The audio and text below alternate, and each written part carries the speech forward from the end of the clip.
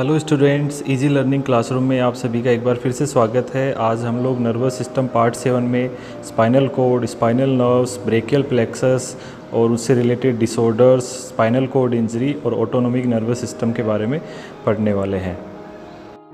इससे पहले के जो लेक्चर्स है आप लोग वीडियो डिस्क्रिप्शन में लिंक दिए हैं, वहाँ से जा कर के देख सकते हैं या फिर आई बटन पे क्लिक करके आप लोग देख सकते हैं। और चैनल को सब्सक्राइब नहीं किया है तो सब्सक्राइब ज़रूर करें और बेल आइकन पे क्लिक करें ताकि वीडियो अपडेट्स आप तक पहुँच सके। तो चलिए आज का लेक्चर शुरू करते हैं। आज के लेक्चर में जो ये एनलिस्टिंग किए हुए सारे टॉपिक्स हैं हम लोग पढ़ने वाले हैं। स्पाइनल कोड के बारे में, रिफ्लेक्स आर्क एक्शन के बारे में, स्पाइनल नर्व्स के बारे में, नर्व प्लेक्सस कौन कौन से होते हैं, स्पाइनल पाल्सीज जो होती है, Erb's palsy, Klumpke palsy, radial nerve palsy, ulnar nerve palsy, median carpal tunnel syndrome, इन सब को बारे में पढ़ेंगे। ऑटोनोमिक नर्वस सिस्टम के बारे में पढ़ेंगे। Then after spinal cord injury के बारे में पढ़ेंगे। और स्पाइनल कोड इंजरी होने के बाद में एक टेक्निक होती है जिसको हम लोग लॉग रोलिंग टेक्निक बोलते हैं, उसके बारे में पढ़ेंगे। और कुछ क्वेश्चंस है आप लोगों के लिए। तो ये सारे टॉपिक्स आज के लेक्चर में हम लोग पढ़ने वाले हैं। तो पहला टॉपिक है स्पाइनल कोड। तो स्पाइनल कोड क्या होती है? नॉर्मली 45 सेंटीमीटर लॉन्ग होती है और 2.5 मीटर इसका डायमीटर होता है, जो कि ब्रेन के लास्ट पार्ट मेडुला ओब्लोंगेटा से शुरू होती है। और क्रेनियम का जो पीछे की तरफ में ऑक्सीपिटल बोन होता है, उस ऑक्सीपिटल बोन में एक फोरामन होता है जिसको फोरामन मैग्नम बोलते हैं। उस ओपनिंग के थ्रू एक्सटेंड होकर के वर्टिब्रल कॉलम के थ्रू L1 जो लेवल पे वर्टिब्रा होती है उसके लेवल तक स्पाइनल कोड एक्सटेंड करती है। तो जो लंबर वर्टिब्रा फर्स्ट जो होती है वहाँ तक ये एक्सटेंड होती है। बच्चों में जनरली लंबर वर्टिब्रा 2 और 3 तक भी ये पहुँचती है। देन यहाँ पर L1 के बाद में जो स्पाइनल कोड का पार्ट होता है उसे हम लोग कोडा इक्विना कहते हैं। और कोनस मेडुलरिस जो एंड L1 लेवल पे जो कोन टाइप पे पार्ट होता है स्पाइनल कोड का, उस पार्ट को हम लोग कोनस मेडुलरिस कहते हैं। और फाइलम टर्मिनल जो लॉन्गेस्ट नर्व होती है L1 लेवल से लेकर के कॉक्सिक्स तक जो एक नर्व जाती है उसको हम लोग फाइलम टर्मिनलिस नाम से जानते हैं। देन इस इमेज में हम लोग देख सकते हैं कि ये जो मेडुला ओब्लोंगेटा से जुड़ा हुआ था स्पाइनल कोड और L1 लेवल ऑफ वर्टिब्रा होता है उसके लेवल तक स्पाइनल कोड ये एक्सटेंड करता है। देन आफ्टर जो ये नर्व्स दिखाई दे रही है इनको हम लोग कोडा इक्विना बोलते हैं। और जो ये पार्ट होता है डायलेटेड कॉन लाइक पार्ट होता है इसको कोनस मेडुलरिस यहाँ पर बोलते हैं। और जो एंड तक जो नर्व आती है उसको फाइलम टर्मिनल बोलते हैं। तो इस तरीके से डिवाइड होते हैं और अलग अलग पार्ट से अलग अलग जो है स्पाइनल नर्व्स अराइज होती है, उनको आगे हम लोग देखने वाले हैं। अगला पार्ट है reflex arc and reflex action. तो ये क्या होते हैं? तो कोई भी रिफ्लेक्स एक्टिविटी होती है उसके पाथवे को हम लोग बोलते हैं रिफ्लेक्स आर्क और उस एक्टिविटी को बोलते हैं रिफ्लेक्स एक्शन। जैसे इसको सिंपली एक एग्जांपल से समझाते हैं कि अगर पैर के अंदर अगर कोई पिन चुभती है या कांटा लगता है तो तुरंत जो है इम्पल्सेस नर्व्स स्पाइनल नर्व्स के थ्रू होते हुए स्पाइनल कोड तक पहुंचते हैं। देन वहाँ पर स्पाइनल नर्व ही वहाँ पर तुरंत एक्शन प्रोड्यूस करती है और वो एक्शन जो है पैर की मसल्स तक जाता है और पैर को हम वहाँ से हटा लेते हैं। तो ये जो पाथवे होता है जिसके थ्रू नर्व्स जा रही है, सेंसरी नर्व्स के थ्रू स्पाइनल कोड तक जाती है, देन स्पाइनल कोड से लेग की मसल्स तक जाती है, तो वो चीज़ कहलाता है रिफ्लेक्स आर्क। आगे डायग्राम में देखेंगे। और इस एक्शन को हम लोग बोलते हैं रिफ्लेक्स एक्शन। तो आगे हम लोग देखते हैं कि रिफ्लेक्स एक्शन जो कंट्रोल कौन करता है, स्पाइनल कोड ही डायरेक्टली इसको कंट्रोल करती है। देन यहाँ पर दो चीज़ हम लोग देखने वाले हैं कि डोर्सल जो रूट होता है वो सेंसरी फाइबर्स होते हैं और वेंट्रल जो रूट्स होते हैं वो मोटर फाइबर होते हैं। आगे डायग्राम के अंदर देखेंगे। और ये कुछ कंपोनेंट्स है जो आगे डायग्राम में हमको समझ में आने वाले हैं। तो डायग्राम से इसको हम लोग समझते हैं। तो ये डायग्राम है। तो ये स्पाइनल कोड, सबसे पहले इसको समझते हैं पूरे पाथवे को। ये स्पाइनल कोड होता है, इसका TS दिखाया गया है। TS में ये दोनों तरफ में पेयर्स के अंदर स्पाइनल नर्व्स अराइज होती है। तो ये डायग्राम से हम लोग देखेंगे। तो डायग्राम में हम लोग देख रहे हैं कि ये जो ऊपर वाला साइड है ये डोर्सल यानी पोस्टीरियर साइड है स्पाइनल कोड का। और नीचे वाला जो डायग्राम में दिख रहा है वो वेंट्रल या एंटीरियर आगे वाला पार्ट है स्पाइनल कॉर्ड का। और ये स्पाइनल कॉर्ड का टीएस हम लोग देख सकते हैं, बीच में सेंटर में बटरफ्लाई शेप जो दिखाई दे रहा है हमें, डार्क पार्ट ये ग्रे मैटर होता है और आउटर सराउंडिंग जो होता है वाइट मैटर होता है। तो नर्वस सिस्टम का जो पार्ट फर्स्ट था उसमें हम लोग ये पढ़ चुके हैं ऑलरेडी। तो यहाँ पर हम देखेंगे जो एंटीरियर पार्ट से जो रूट निकलता है नर्व्स का, वो कौन सा पार्ट होता है, एफरेंट यानी सेंसरी नर्व होती है। और जो वेंट्रल पार्ट निकलता है वो कौन सी होती है, मोटर नर्व यहाँ पर होती है। तो हमें ये चीज़ याद रखना है कि जो एंटीरियर जो पोस्टीरियर पार्ट होता है वो सेंसरी रूट अराइज होते हैं, और एंटीरियर पार्ट से कौन से रूट अराइज होते हैं, मोटर नर्व अराइज होती है। तो इसको हम लोग समझते हैं कि ये जो अपना रिसेप्टर ऑफ स्किन है, यहाँ पे अगर कोई पिन या नीडल अगर हमको लगती है या फिर कोई टच होता है, हाई टेम्परेचर या कोल्ड टेम्परेचर टच होता है, तो उसके बाद में इसकी जो इम्पल्सेस है सेंसरी नर्व के थ्रू कहाँ पर जाती है, स्पाइनल कॉर्ड तक जाती है। देन स्पाइनल कॉर्ड के अंदर प्रोसेसिंग होती है इंटर न्यूरॉन्स में, और स्पाइनल कॉर्ड से फिर मोटर नर्व्स के थ्रू ये कहाँ पर जा रही है, इम्पल्स मसल्स तक जाती है। और मसल्स पे जा कर के हम उस मसल में कॉन्स्ट्रिक्शन होता है, और वो जो ऑर्गन होता है या जो भी एक्सट्रीमिटी होती है उसको हम लोग हटा लेते हैं, विड्रॉ कर लेते हैं। तो सेम वही एग्जांपल है, पिन नीडल अगर चुभती है तो उसके बाद तुरंत हम लोग हाथ या पैर को विड्रॉ कर लेते हैं। तो ये जो पाथवे होता है ये रिफ्लेक्स आर्क कहलाता है, और जो ये एक्टिविटी है वो रिफ्लेक्स एक्शन कहलाती है। तो टोटल स्पाइनल नर्व्स जो होती है वो 31 पेयर्स होती है। पेयर्स का मतलब 31 राइट साइड से अराइज होती है और 31 लेफ्ट साइड से अराइज होती है। देन यहाँ पर देखते हैं हर एक जो क्रेनियल नर्व होते हैं उसके दो रूट होते हैं, एक सेंसरी रूट होता है और एक मोटर रूट होता है। ऑलरेडी हम लोग पढ़ चुके हैं रिफ्लेक्स आर्म में। तो सेंसरी रूट होता है वो डोर्सल साइड से अराइज होता है, और जो मोटर रूट होता है नर्व का वो वेंट्रल साइड से अराइज होता है। तो सेंसरी और मोटर को मिला करके इसको हम लोग एक नर्व यहाँ पर मानते हैं। तो दोनों साइड में पेयर के अंदर हर एक नर्व पाई जाती है। देन यहाँ पर कितनी स्पाइनल नर्व्स होती है, तो टोटल हम लोग पढ़ चुके हैं 31 पेयर स्पाइनल नर्व होती है, जिसके अंदर सर्वाइकल एरिया के अंदर जो पाई जाती है वो 8 पेयर होती है, C1 से C8 इनको हम लोग बोलेंगे। थोरेसिक एरिया में 12 पेयर पाई जाती है, जिसको T1 से लेकर के T12 तक काउंटिंग करते हैं। लंबर एरिया के अंदर जो होते हैं 5 पेयर जो पाई जाती है, जो L1 से L5 होती है। और सेक्रल एरिया के अंदर 5 पेयर पाई जाती है, S1 से S4। और कॉक्सिजियल एरिया के अंदर एक नर्व पाई जाती है जिसको हम कोकिक्स CO1 के नाम से पढ़ते हैं। तो इस तरीके से टोटल हम लोग काउंट करेंगे 8 + 12 + 5 + 5 + 1, तो कितनी हो जाती है, 31 पेयर स्पाइनल नर्व होती है। देन यहाँ पर एक टर्मिनोलॉजी है डर्मेटोम। तो डर्मेटोम का मतलब क्या होता है कि हर एक स्पाइनल नर्व जो होती है स्किन के पर्टिकुलर एरिया को सप्लाई करती है, तो उस चीज़ को हम लोग डर्मेटोम कहते हैं। तो यहाँ पर जैसे कि it is an area of skin that is supplied by single spinal nerve. हर एक स्पाइनल नर्व से जितना एरिया सप्लाई होता है वो उस नर्व का डर्मेटोम कहलाता है। तो यहाँ पर एक एक्सेप्शन होता है कि जो सर्वाइकल नर्व फर्स्ट होती है उसका कोई भी डर्मेटोम नहीं होता, बाकी हर एक जो नर्व होती है स्पाइनल नर्व उन सभी का अपना अपना पर्टिकुलर डर्मेटोम होता है। देन यहाँ पर एक नर्व होती है जिसको हम लोग सियाटिक नर्व बोलते हैं, और ये जो है लार्जेस्ट या लॉन्गेस्ट स्पाइनल नर्व होती है बॉडी की, जो कि एक्सटेंड करती है लंबर और सेक्रल एरिया के प्लेक्सस के थ्रू थाई, लोअर लेग और फीट तक ये जाती है।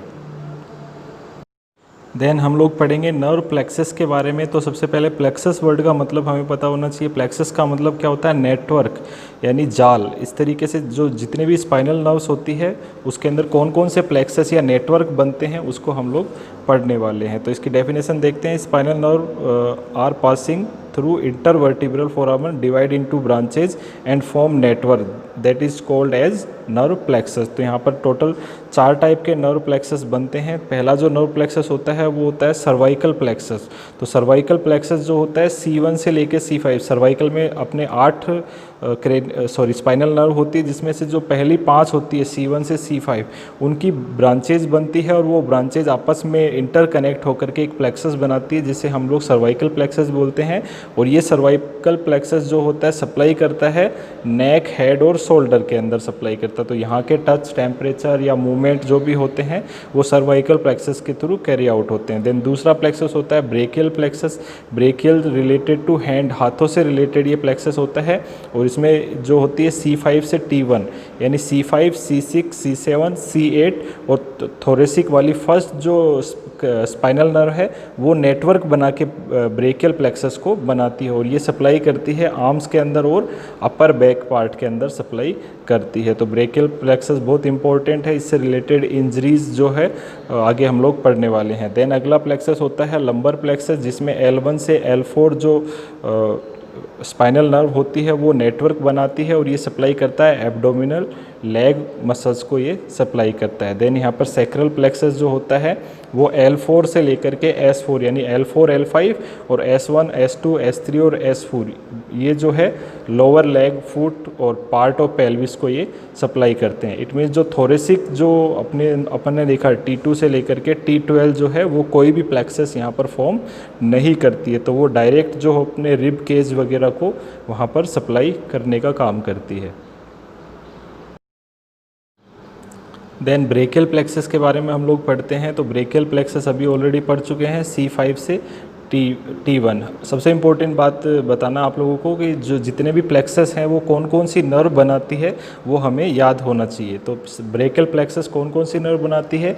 C5, C6, C7, C8 और थोरेसिक 1 यानी थोरेसिक जो स्पाइनल नर्व है वो फर्स्ट। तो ये 5 जो नर्व पेयर जो मिलकर के बनाते हैं ब्रेकियल प्लेक्सस। तो दोनों साइड के अंदर राइट एंड लेफ्ट हैंड के अंदर ये सप्लाई करता है। तो हम ये यहाँ पर देख पा रहे हैं। तो ये प्लेक्सस इस तरीके से शोल्डर पे जैसे स्पाइनल कॉर्ड होती है उससे अराइज होने के बाद में इस तरीके से नेटवर्क बनाते हैं। तो हम लोग देख पा रहे हैं 5, 6, 7, 8 और थोरेसिक 1 ये पांचों निकल करके आपस में इंटरकनेक्टेड होकर के इस तरीके से ये नेटवर्क बनाती है और नेटवर्क बनाने के बाद में आगे नर्व्स अराइज होती है। तो यहाँ पर हम लोग देख रहे हैं इस डायग्राम के अंदर लास्ट के अंदर जो मेनली तीन नर्व जो होती है हैंड के अंदर सप्लाई करती है। ऊपर वाली रेडियल होती है, बीच वाली मीडियन नर्व होती है और सबसे नीचे वाली अल्नर नर्व होती है जो कि पूरे हैंड के अंदर आगे रन करती है। तो ये हम लोग देख पा रहे हैं कि जो थंब साइड के अंदर रन करती है वो कौन सी होती है? रेडियल नर्व होती है। और जो लिटिल फिंगर के साइड में आती है वो कौन सी होती है? अल्नर नर्व होती है। और जो इन दोनों के बीच में होती है वो कौन सी होती है? मीडियन नर्व होती है। तो मेनली अपने हाथ के जो फिंगर्स तक जो 3 नर्व यहाँ पर जाती है, रेडियल नर्व, मीडियन नर्व और अल्नर नर्व। तो इन नर्व से रिलेटेड इंजरीज के बारे में हम लोग पढ़ने वाले हैं अगली स्लाइड के अंदर। तो सबसे पहली जो इंजरी होती है उसको हम लोग बोलते हैं अर्ब्स पाल्सी के नाम से जाना जाता है। तो अर्ब डकने पाल्सी क्या होती है? तो अपना जो ब्रेकियल प्लेक्सस होता है वो हमें याद है कहाँ से शुरू होता है? C5 से शुरू होता है और कहाँ ख़त्म होता है? T1 पे। तो शुरू की जो 2 नर्व्स होती है C5 और C6 में यानी ब्रेकियल प्लेक्सस की C5 और C6 में अगर इंजरी हो जाती है तो यहाँ पर आर्म्स के अंदर जो है पैरालिसिस हो जाता है, जिसे हम लोग अर्ब पाल्सी के नाम से जानते हैं। इसमें जनरली जो अपर मसल्स होती है डेल्टोइड, बाइसेप्स और ब्रेकियलिस मसल्स होती है, इन मसल में पैरालिसिस हो जाता है। और यहाँ पर एक पोजीशन होती है जिसको हम लोग बोलते हैं वेटर टिप पोजीशन, यहाँ पर हैंड्स की हो जाती है। और इसका जो मोस्ट कॉमन कॉज होता है वो होता है जब डिलीवरी होती है बच्चे की, तो डिलीवरी के टाइम पे डिस्टोसिया हो जाए या फिर ऑब्स्ट्रक्टेड लेबर, यानी डिलीवरी को हम लोग लेबर बोलते हैं। तो लेबर प्रोसेस के अंदर अगर अपना जो हैंड होता है बच्चे का वो अगर स्टक कर जाए, फंस जाता है, तो डिस्टोसिया इसे हम लोग बोलते हैं। उसकी वजह से ये इंजरी हो सकती है। तो अर्ब्स पाल्सी क्या होती है हमें याद रखना है, C5 और C6 के अंदर डैमेज होना। दूसरी जो पाल्सी होती है उसे हम लोग बोलते हैं क्लैंप के पाल्सी या क्लैंप के पैरालिसिस। तो ये भी ब्रेकियल प्लेक्सस से रिलेटेड है। तो हमें पता है ब्रेकियल प्लेक्सस जो होता है C5 से शुरू होता है और T1 पे ख़त्म होता है। तो शुरू की जो 2 नर्व थी C5, C6 उसमें इंजरी होगी तो अब पाल्सी होगी। और इसी प्लेक्सस की लास्ट की 2 यानी C8 और T1 जो होती है उसमें अगर इंजरी हो जाती है उसे हम लोग क्लैंप के पाल्सी बोल सकते हैं। तो इसका भी कारण वही है, कोज वही है, डिस्टोसिया या डिफ़िकल्ट वेजाइनल डिलीवरी। और जो ये है इसके अंदर भी इंजरी पाई जाती है और इसमें भी फोर आर्म की मसल्स जो होती है उसके अंदर पैरालिसिस हो जाता है। जबकि अब पाल्सी में अपर आर्म देखा था, जबकि क्लैंप के पाल्सी में फोर आर्म के अंदर यहाँ पर पैरालिसिस हो जाता है। अगली जो इंजरी होती है उसे हम लोग बोलते हैं radial nerve palsy. It means radial nerve अगर डैमेज हो जाती है तो रेडियल नर्व जहाँ जहाँ सप्लाई करेगी उस एरिया के अंदर पैरालिसिस हो जाता है। तो हमें पता है कि रेडियल जो नर्व होती है थंब साइड की जो अपर जो पार्ट होता है हैंड का उसके अंदर सप्लाई करती है। तो इस नर्व में इंजरी होने पे थंब और जो फर्स्ट फिंगर होती है इंडेक्स फिंगर जिसको हम लोग बोलते हैं उस एरिया के अंदर जो है पैरालिसिस हो जाता है। टिंगलिंग सेंसेशन वहाँ पर या फिर पैरेस्थीसिया देखने को मिलता है। इसके अदर नेम्स भी होते हैं, हनीमून पाल्सी, क्रच पाल्सी या फिर क्लो हैंड डिफॉर्मिटी के नाम से भी इसको जाना जाता है, या फिर रिस्ट ड्रॉप के नाम से भी इसको जानते हैं। और इसके अंदर जो है फर्स्ट 2 फिंगर में है तो यहाँ पर पैरालिसिस हो जाता है, तो एक ओके साइन के नाम से भी इसको हम लोग देख सकते हैं। देन जो दूसरी इंजरी होती है उसे हम लोग बोलते हैं अल्नर नर्व पाल्सी। तो अल्नर नर्व यानी नीचे वाली जो नर्व है उसके अंदर अगर डैमेज हो जाता है तो इस एरिया के अंदर जो है पैरेस्थीसिया देखने को मिलता है। तो ये अल्नर नर्व पाल्सी होती है। और इसका जो जनरली इस जगह पे जो कोहनी के पास में एक फोसा होता है जिसे हम लोग क्यूबाइटल टनल बोलते हैं, तो इस जगह पे जनरली हिट करने की वजह से इस नर्व में इंजरी हो जाती है।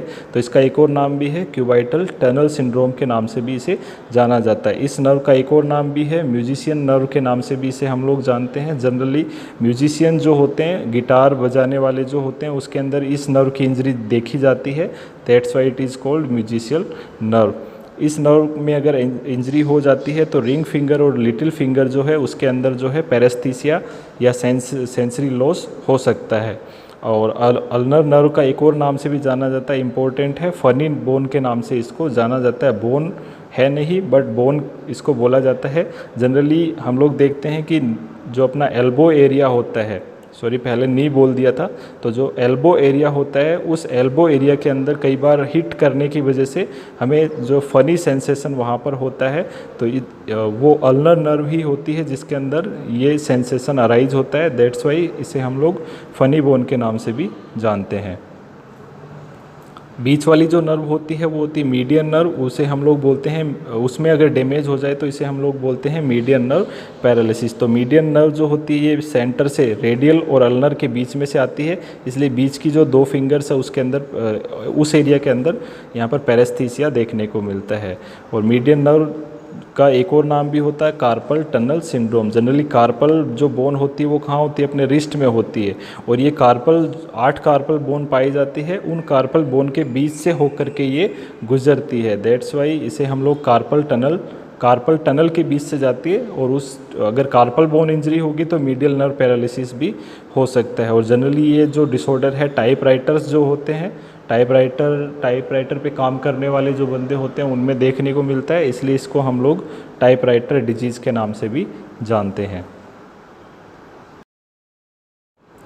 नेक्स्ट स्पाइनल नर्व इंजरी है, फुट ड्रॉप के बारे में हम लोग पढ़ने वाले हैं। तो फुट ड्रॉप क्या है, तो यहाँ पर फुट यानी जो अपना लोअर फुट होता है, लोअर लेग में फुट होता है, उसके अंदर अगर जो नर्व सप्लाई करती है उसमें अगर इंजरी हो जाए तो फुट ड्रॉप हो सकता है। तो यहाँ पर एक नर्व होती है जिसे हम लोग बोलते हैं anterior tibial nerve. Generally tibia fibula bone हम लोग जानते हैं। तो आगे की तरफ से जो नर्व जाती है जो कि ब्रांच होती है पेरोनियल नर्व की, उस ब्रांच के अंदर अगर इंजरी हो जाए तो वहाँ की मसल्स के अंदर मोटर मूवमेंट नहीं होगा और जो लेग फुट जो होता है वो ड्रॉप होगा, यानी फुट के जो मसल्स है वो एबनॉर्मल हो जाएगी और फुट की डिफॉर्मिटी यहाँ पर हो जाती है। तो ये क्वेश्चन जनरली पूछा जाता है फुट ड्रॉप का क्या कारण होता है, तो हमें पता होना चाहिए पेरोनियल नर्व या फिर एंटीरियर टिबियल नर्व जो होती है उसके अंदर इंजरी।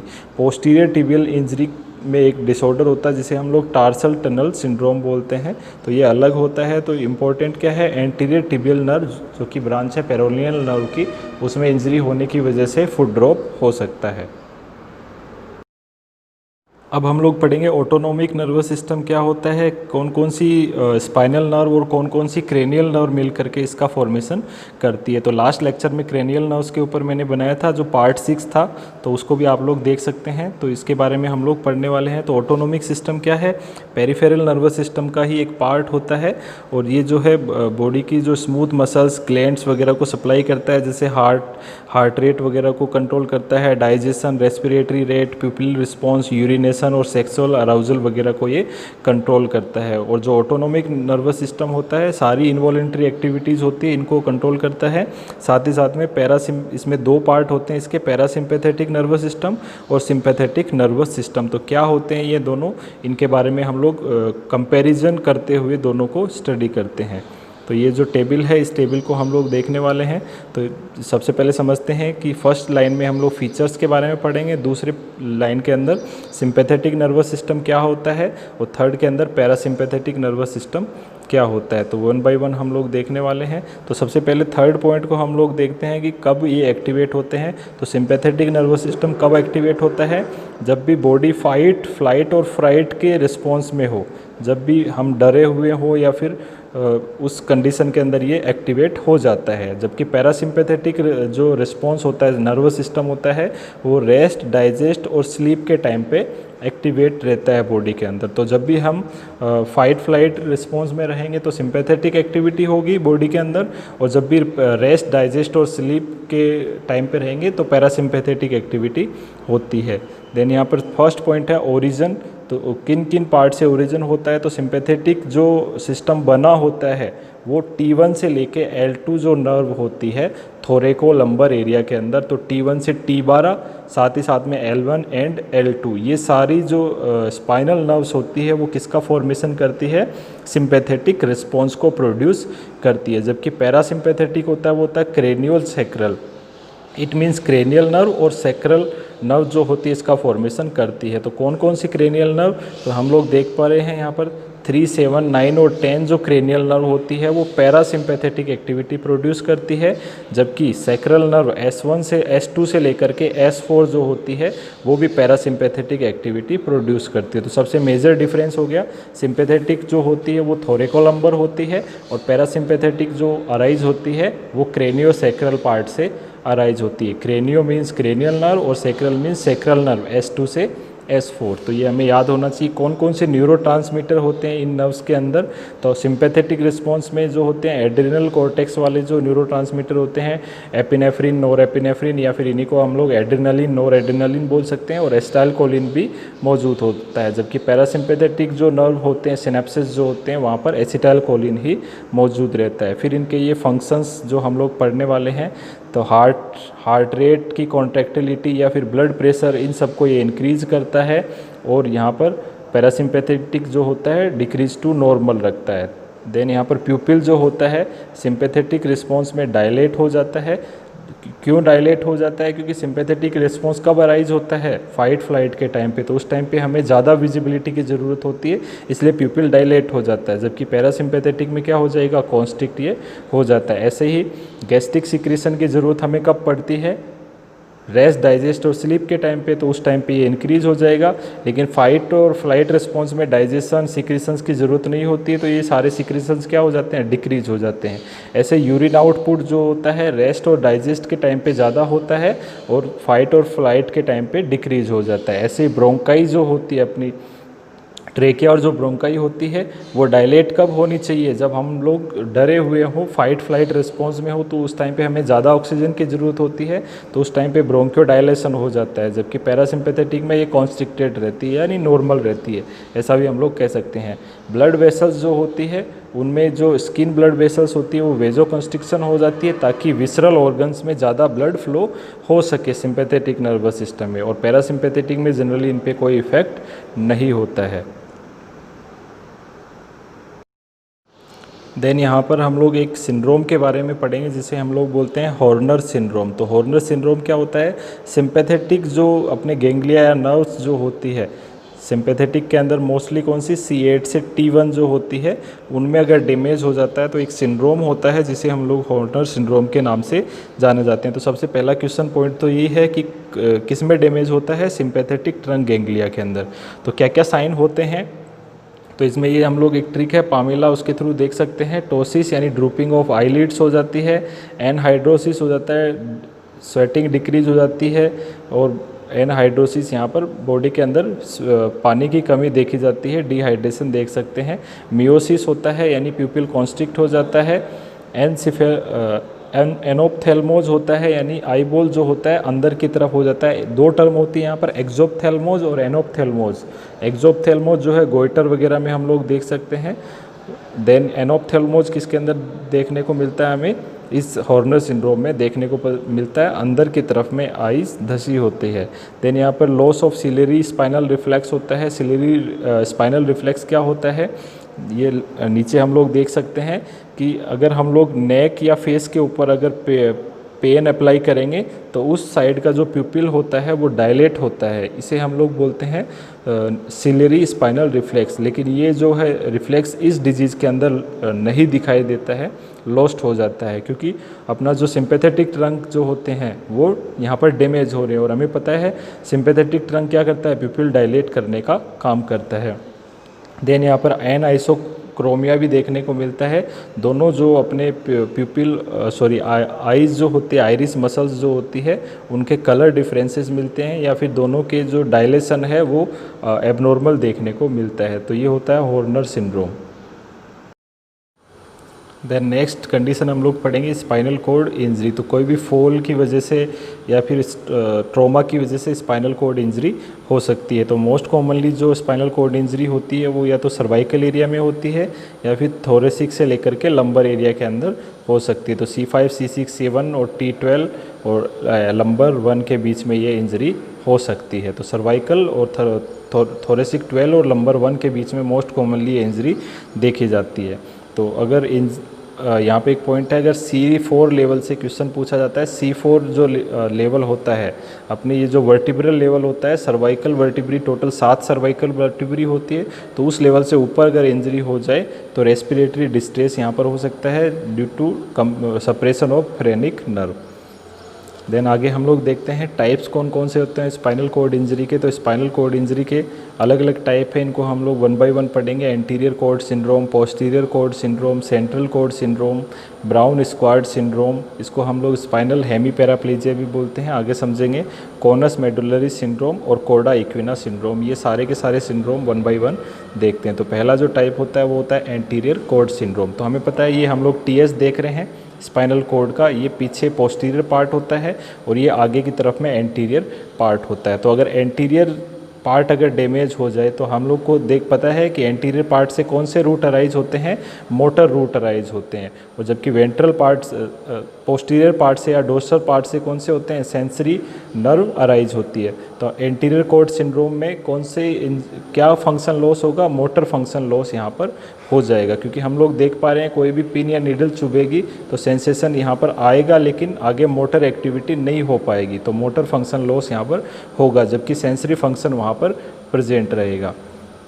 ऐसे दूसरा होता है पोस्टीरियर कॉर्ड सिंड्रोम। तो पोस्टीरियर कॉर्ड सिंड्रोम में अगर ये वाला पार्ट डैमेज हो जाता है तो यहाँ पर सेंसेशन आ ही नहीं पाएंगे, तो सेंसरी लॉस यहाँ पर हो जाता है। टच, टेम्परेचर और इनसे रिलेटेड सेंसरी लॉस यहाँ पर देखने को मिलता है। थर्ड होता है सेंट्रल कॉर्ड सिंड्रोम। तो सेंट्रल कॉर्ड सिंड्रोम के अंदर बीच वाला पार्ट जो होता है डैमेज हो जाता है, इंटर न्यूरॉन वाला पार्ट।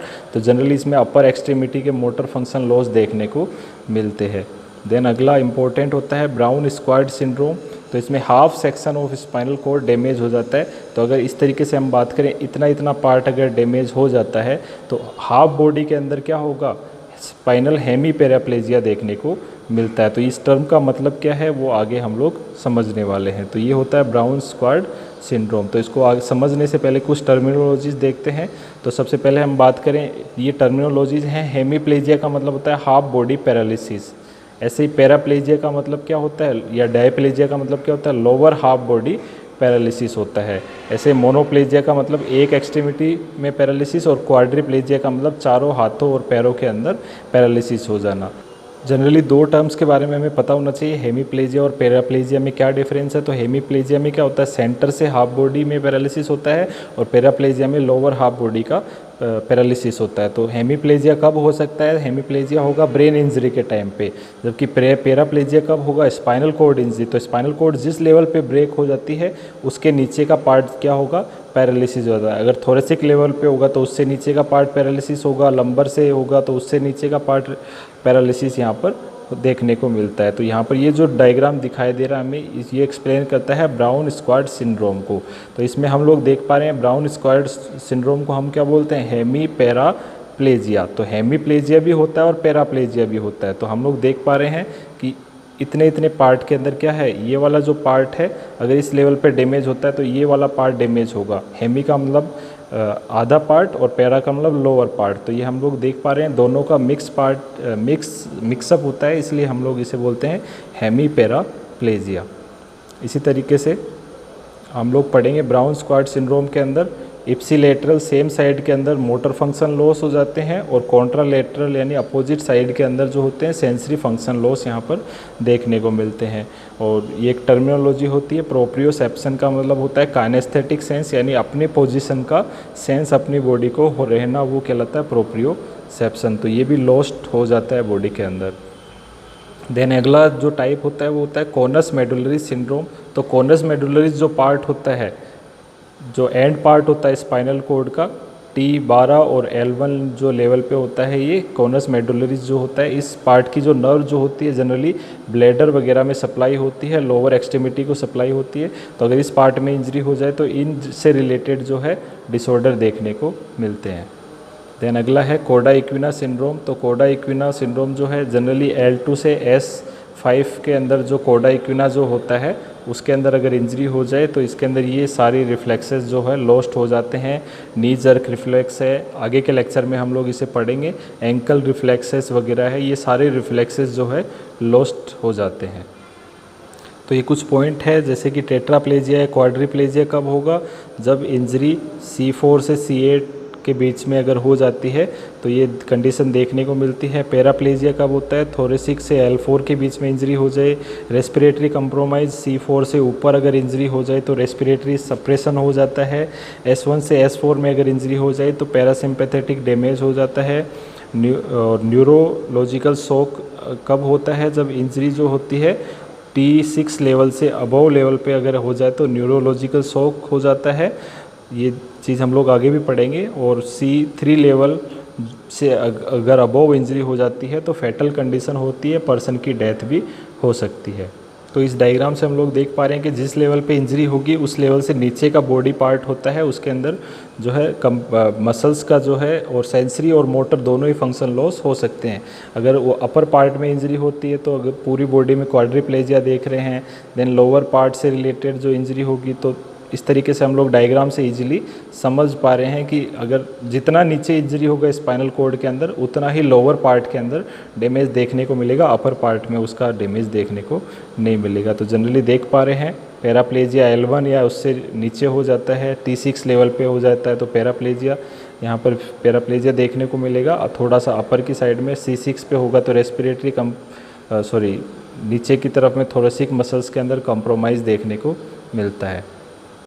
तो सबसे इम्पोर्टेंट पार्ट है स्पाइनल कोड इंजरी में इसका मैनेजमेंट। तो प्रायोरिटी मैनेजमेंट क्या होता है स्पाइनल कोड इंजरी में, जब भी स्पाइनल कोड इंजरी होती है स्ट्रिक्ट इमोबिलाइजेशन, बिल्कुल भी मूवमेंट वहाँ पर नहीं करना चाहिए ताकि फर्दर इंजरी ना हो। दूसरा होता है मिथाइल प्रेडनिसोन जो होती है, ये कॉर्टिकोस्टेरॉइड होती है, स्टेरॉइड ड्रग्स होती है जो कि ड्रग ऑफ चॉइस होती है टू प्रिवेंट एडिमा। अगर स्पाइनल कोड इंजरी हो जाती है तो एडिमा पूरी बॉडी के अंदर हो सकता है, उसको प्रिवेंट करने के लिए ये अपन मिथाइल प्रेडनिसोन दिया जाता है। देन यहाँ पर अगर सर्वाइकल इंजरी होती है तो कुछ ट्रैक्शंस होते हैं, हेलो ट्रैक्शन वगैरह, ये ट्रैक्शंस जो है अप्लाई किए जा सकते हैं।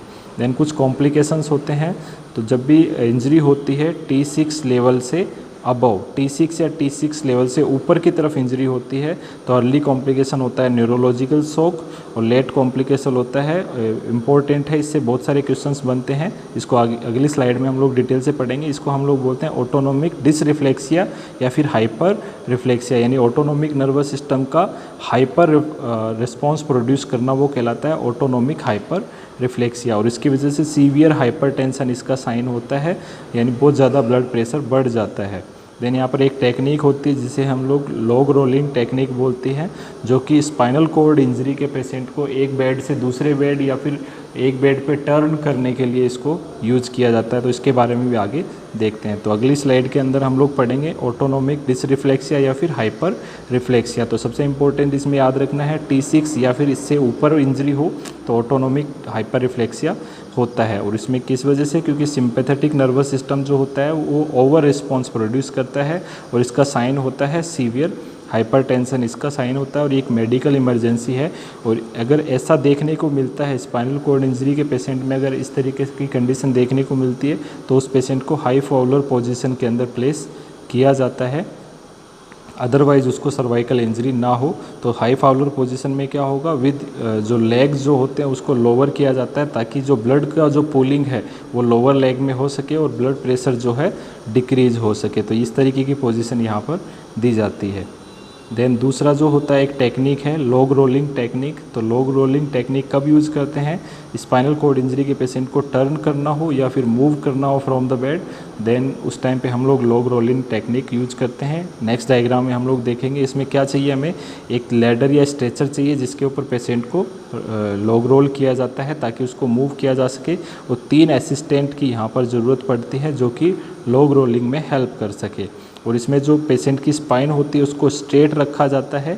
इसमें एक चीज़ याद रखते हैं हम लोग, नोज अलाइन विद अम्बलाइकस, यानी नोज की जो अलाइनमेंट होता है वो अम्बलाइकस जो होती है, नाभि जो होती है उसकी सीध में हमेशा बना रहे, इस तरीके को हम लोग ध्यान रखते हैं। और after turning third assistant must palpate the spine. Turn करने के बाद में जो तीसरा जो लेग की तरफ में असिस्टेंट होता है उसको हेड की तरफ जो असिस्टेंट होता है वो हमेशा क्या करेगा, स्पाइनल को पाल्पेट करके देखता है। तो आगे डायग्राम से हम लोग इस चीज़ को समझते हैं। तो ये हम लोग देख पा रहे हैं लॉग रोलिंग टेक्निक है, ये स्पाइनल इंजरी का पेशेंट है।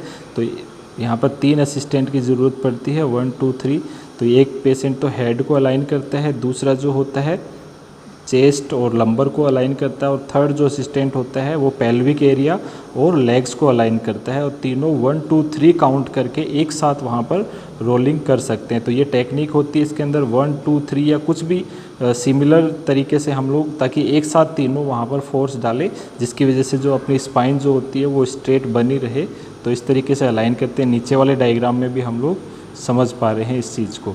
और इससे रिलेटेड लॉग रोलिंग से रिलेटेड काफ़ी सारे वीडियोस जो है आप लोग यूट्यूब के ऊपर देख सकते हैं। लॉग रोलिंग टेक्निक को परफॉर्म करते हुए वीडियोस को आप लोग देख सकते हैं। तो ज़रूर सर्च करके इस टॉपिक को आप लोग देखें यूट्यूब से रिलेटेड। तो अब आप लोगों की बारी है कि आप लोग आज के जो लेक्चर से रिलेटेड क्वेश्चंस हैं उनका कमेंट बॉक्स के अंदर आंसर देने की कोशिश ज़रूर करें। तो टोटल 6 क्वेश्चंस है आज के टॉपिक के अंदर ही हम लोगों ने पढ़े हैं। तो अगर आपने अच्छे से वीडियो देखा है तो इन क्वेश्चंस के आंसर आप लोग देख सकते हैं। तो पहला क्वेश्चन है कि ब्रेकियल प्लेक्सस जो है कौन कौन सी ग्रुप ऑफ स्पाइनल नर्व से कंपोज्ड होता है। तो इनमें से कौन सा ऑप्शन आपको देना चाहिए, आप लोग कमेंट बॉक्स के अंदर ज़रूर दें।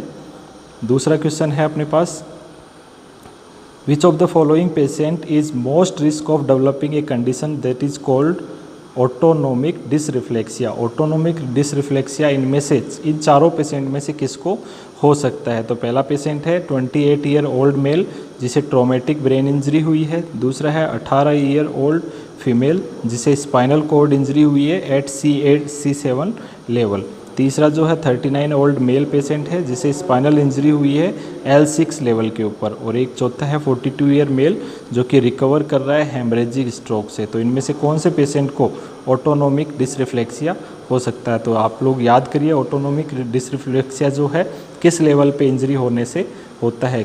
तो वो चीज़ हमें याद है तो इसको हम लोग आंसर दे सकते हैं। थर्ड जो क्वेश्चन है, What is the best position for a patient experiencing autonomic dysreflexia? तो ऑटोनोमिक हाइपर रिफ्लेक्सिया के पेशेंट में कौन सी बेस्ट पोजीशन हम लोग दे सकते हैं। तो ये आंसर आप लोग देना है। देन फोर्थ क्वेश्चन है, which of the following nerve injury can cause typewriters disease. Typewriter disease के नाम से कौन सी नर्व इंजरी, तो हमने पढ़ी थी रेडियल मीडियल और नर्व इंजरियाँ पढ़ी थी, उनमें से कौन सी को टाइपराइटर डिजीज़ के नाम से जानते हैं। तो इसका आंसर भी आप लोग दे सकते हैं। ये सभी इंपॉर्टेंट क्वेश्चंस हैं और आप लोगों से रिक्वेस्ट है कि चैनल को सब्सक्राइब ज़रूर कर दें। अगर आप लोगों ने सब्सक्राइब नहीं किया है अपने फ्रेंड्स को भी आप लोग एनकरेज करें ताकि वो लोग भी वीडियोज़ को देख करके इसका बेनिफिट ले सकें। देन यहाँ पर पांचवा क्वेश्चन है, which of the following is not the function of sympathetic nervous system. तो इनमें से सिंपैथेटिक नर्वस सिस्टम का कौन सा फंक्शन नहीं है? तो 4 ऑप्शन है, constriction of pupil, bronchodilation, increase heart rate, decrease gastric secretion. छठा और लास्ट क्वेश्चन है, which of the following is funny bone, radial bone, ulnar bone, radial nerve और अल्नर नर्व। तो बने रहे मेरे साथ और चैनल को सब्सक्राइब ज़रूर करें और वीडियो को लाइक ज़रूर करें, शेयर करें और बेल आइकन पे ज़रूर क्लिक करें ताकि रेगुलर वीडियो अपडेट्स आप तक पहुंच सके। Thank you very much.